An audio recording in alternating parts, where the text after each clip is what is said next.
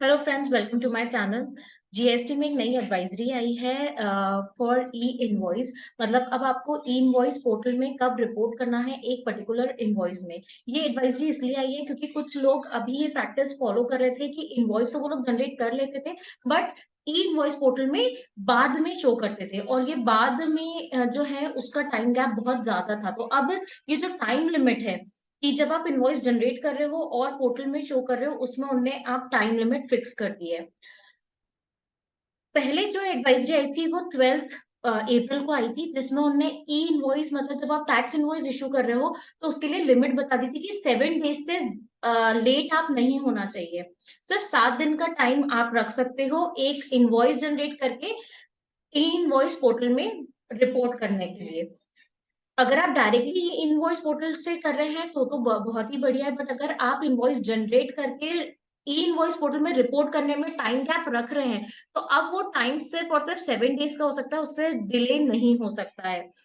पहले जो एडवाइजरी आई थी वो सिर्फ टैक्स इनवॉइस को रिलेटेड थी, उसमें क्रेडिट नोट और डेबिट नोट को नहीं कैप्चर किया था। मतलब क्रेडिट नोट और डेबिट नोट के लिए कोई भी टाइम लिमिट नहीं थी। बट अब जो लेटेस्ट एडवाइजरी 13 अप्रैल को अपडेट करी है, उसमें उन्होंने क्रेडिट नोट और डेबिट नोट को भी इंक्लूड कर लिया। मतलब उनके भी जो रिपोर्टिंग टाइम है वो 7 दिन से ज्यादा लेट नहीं होना चाहिए। तो आइए हम देखते हैं ये किन किन लोगों के लिए एप्लीकेबल है, इसमें भी उनने लिमिट बताई है।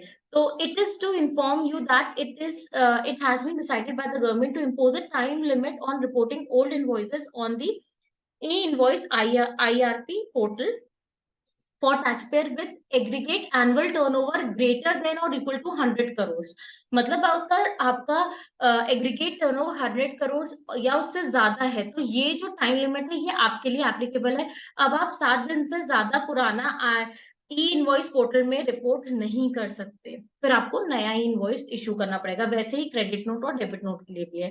To ensure timely compliance, taxpayer in this category will not be allowed to report invoice older than 7 days on the date of reporting.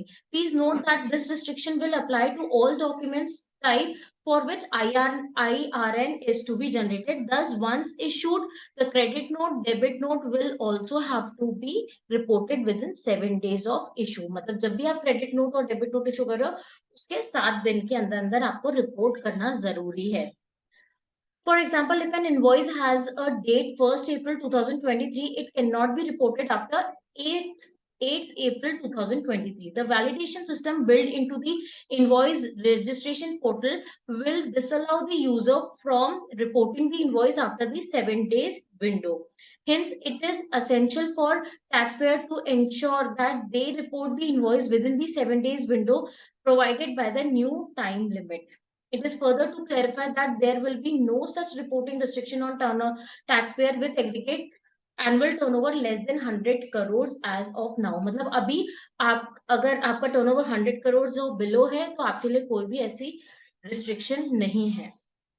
In order to provide sufficient time for taxpayer to comply with this requirement, which may require changes to your system, we propose to implement it from 1st May 2023 onwards.